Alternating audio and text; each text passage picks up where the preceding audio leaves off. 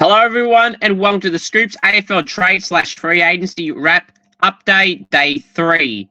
Technically, Day 2 of the trade period, Day 3 overall, since Friday, Monday, and Tuesday. So that's 3 days. So, today we've had the first official AFL trades of the season come through, and the two that happened officially today was Malcolm Roses has joined the Swans from the Suns, and Liam Reedy has joined the Blues from the Dockers. He's given them the old heave-ho, and he's joined the Blues for basically a pick of late picks swaps, kind of irrelevant picks, to be honest. Some may be worth it for Sydney and Gold Coast to academies. Carlton Freo, not so much. Maybe to a degree as well with the father-son Harry Dean that Carlton have. And some interesting news in between all that. Apparently, the Sam Flanders trade to St Kilda for pick 7, a straight swap has been agreed upon. That will be official tomorrow. So that'll be very, very interesting to see how that happens. Right. Please remember to share the video around. I really appreciate everyone getting around the last 2 trade wrap videos. Please get around this one, share this, and like the button. I want to aim for 15 likes on this video also as well. I would really, really appreciate it. So let's get into things, shall we? So, Liam Reedy was the first official trade of the day. He's a Carlton player, the fringe ruckman from Fremantle, who's a third-string ruck. He has joined the Carlton Football Club along with pick 53 and 71, and Fergie 50 and 68. So, essentially, Carlton probably done a tad better. Carlton, got a 3-pick downgrade, but got the player, and they both got 2 picks, and Carlton got the player. So, Carlton gets some options in the ruck. I feel like Liam Reedy has the ability to play as the starting ruck or a 2-person ruck duo with Pitnet. So I don't rate Pitnet at all. I don't really rate Liam Reedy either, but he'll get better opportunity at Carlton as Pitnet is a fringe player himself. So, they both could play. They could rotate them every week. My point is, Liam Reedy's got a better chance at Carlton than he does Fremantle or anyone else, really, or anywhere else, really. So, good move for him, but no massive trade to get carried away about. Sydney and Gold Coast. Malcolm Roses joined the Sydney Swans on a 3-year deal. Malcolm Roses joined Sydney along with pick 62, and Gold Coast get 51 and 69. So, essentially, Roses has gone for a pick in the 50s. It's about right. He didn't play many games this year. He's had some glimpses over his career that he can play. Apparently, Sydney are really keen to have him, hence why he's getting a 3-year deal, and probably why he chose them over Richmond, even though Richmond probably offered 2 or 3 as well. Good move for him.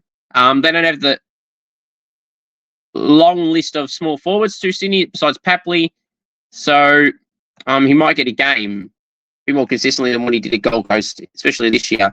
So good on him, good on Sydney. But again, no trade to get you carried away. Now, apparently St Kilda and Gold Coast have officially agreed. Well, not officially, but they've agreed on pick 7, a straight swap for Sam Flanders. And we'll go through most likely tomorrow and Wednesday. Now, look, people are laughing, going, oh, you're giving away pick 7 for Sam Flanders. You are no good. You aren't smart. That's dumb. That's stupid. No, you are stupid for multitude of reasons, because simple as this. Sam Flanders is worth a pick in the early teens. Pick 7 in this compromised draft will be 13. And he's also contracted. So we have to pay up. And if this is how we have to pay up, so be it. Sam Flanders is a proven player at the level, an impactful player, can play midfield, can play half-back, and played forward a little bit this year. He's like 22 years of age. He's going to be at the Saints for the next 10 years. So happy to have Sam Flanders on board. And when that officially happens tomorrow, I'll be more up and about. So I'm happy with this potential move. Well, will happen move. So suck on that, everyone that's down in that. Now, Gold Coast, they're in the news for everything.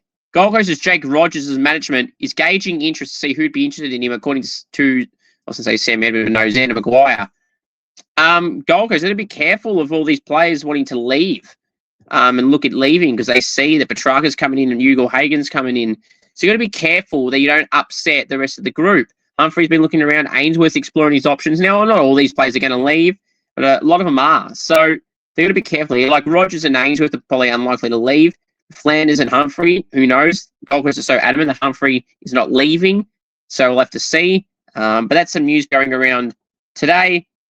Brendan Starcevic trade from Brisbane to West Coast has apparently been agreed upon, according to Sam Edmund, subject to AFL approval. And Fremantle, reported by Kaltumi, is the third club involved with a range of pick swaps revolving around Brisbane getting pick 16, says Edmund, and West Coast getting Starcevic. So Freo will be involved. But this story is mainly Sam Edmonds, and that's what he says. So Freo are involved. They're not giving out pick 16 or the player, so maybe they're just helping for picks in the second, third, fourth round areas. So be interesting to see how Freo benefit from this, because why would you get involved unless it's benefiting you? So it'd be interesting to see how they got involved here. Adelaide have asked a question of Riley Sanders from the Bulldogs.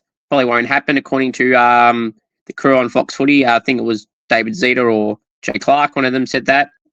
But, it is what it is, so good on them. But it's not going to happen. Now, I'll leave you with this one. Clubs have reached out and spoken to Collingwood star Nick Daicos. Like, seriously? I mean, it's worth a try, but he ain't leaving. Apparently, his management told Kaltumi that this is false news and it won't happen. Just thought I'd bring that up because I thought that was pretty funny, to be honest. But it is what it is there.